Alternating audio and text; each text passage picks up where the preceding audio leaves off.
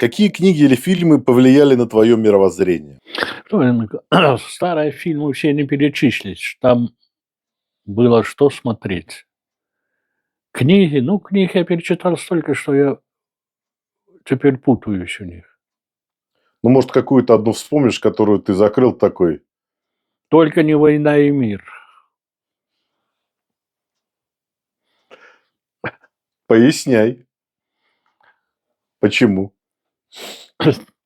Пробовал я её читать, посчитал, 6 раз, по-моему.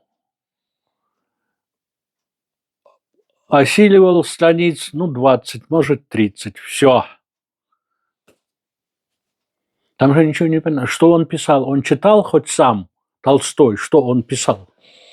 Там же ничего не понятки такие, написано таким языком, что там и мозги, там надо 3 академии оканчивать, чтобы эту книгу прочитать.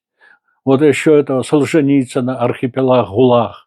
Ой, тогда, когда появилось что-то, ой, книга такая, что надо ж почитать. Взял, прочитал 15 страниц, по-моему, закрыл, снес в библиотеку назад.